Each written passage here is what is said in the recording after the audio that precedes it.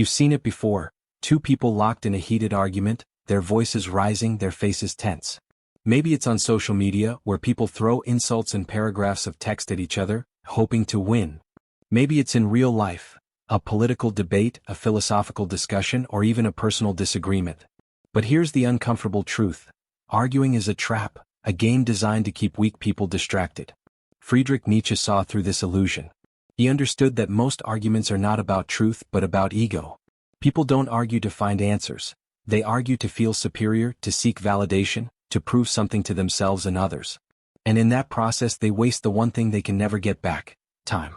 So, if you find yourself constantly caught up in debates, ask yourself, are you actually gaining anything? Or are you just another person trapped in the cycle of empty words? The psychology of arguing. Why weak people love to debate. The illusion of control. Why do we argue? Because we crave control. When someone challenges our beliefs, it feels like an attack on our identity. So, we fight back, not to seek truth but to protect our ego. Psychologists call this confirmation bias, the tendency to believe what we already believe while rejecting anything that challenges us. The more we argue, the deeper we entrench ourselves in our own perspectives. Debate doesn't make us wiser, it makes us more stubborn. The trap of validation. Weak people love to argue because they need external validation. They need to prove they are right, not to themselves but to the world. Nietzsche saw this as a sign of weakness. A strong person does not need validation. A strong person does not need to be right in the eyes of others. A strong person simply acts. Why smart people avoid arguments? Think about the greatest minds in history. Did they waste time bickering with fools? Did Nikola Tesla argue about his inventions? No, he built them. Did Napoleon spend hours debating strategy? No, he conquered. Did Nietzsche himself waste time proving his philosophy was right? No, he wrote, he lived, and he let his ideas stand on their own.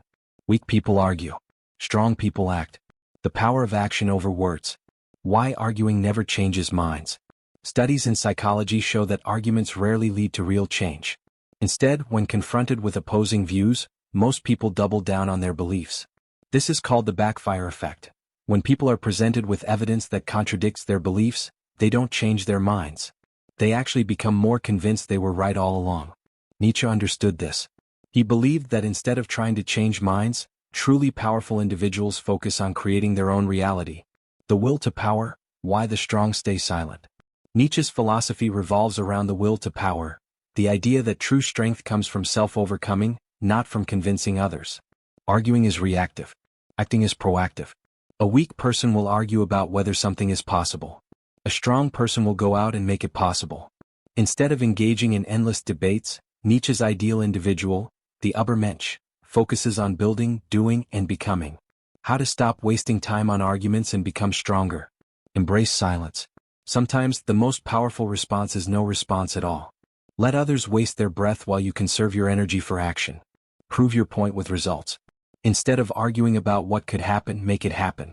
Nothing is more convincing than success. Recognize when debating is a trap. The next time someone tries to drag you into an argument, ask yourself, what do I actually gain from this? Most of the time the answer is nothing.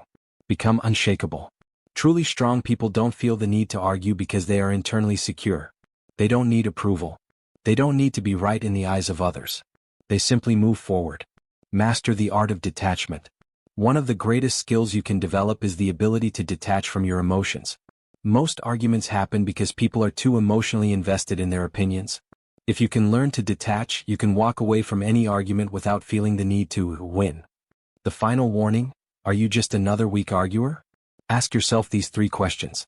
Do I feel the need to prove myself to others constantly? Do I spend more time debating than actually working toward my goals? Do I get defensive when someone challenges my beliefs? If you answered yes to any of these, you're trapped in the cycle of weak arguments. And the only way out is to act instead of talk. The truth about strength. Final lesson from Nietzsche. Nietzsche once said, "He who fights with monsters should see to it that he himself does not become a monster." What does this mean? It means that the more time you spend fighting and arguing, the more you become the very thing you despise. The strongest people don't fight meaningless battles. They don't waste energy convincing others. They focus on their own path, and in doing so they leave the weak behind. So, the next time you're about to engage in an argument, ask yourself, am I proving my strength? Or am I just another weak person caught in the trap of words? Nietzsche didn't waste time arguing. He built ideas so powerful that people are still discussing them today. That's real strength. So what about you? Are you going to keep debating or are you going to take action? If you're ready to break free from pointless arguments and embrace real power, subscribe now. Because here we don't just talk about philosophy, we use it to change our lives. Like this video if you refuse to waste another second on empty debates. Share it with someone who needs this wake-up call.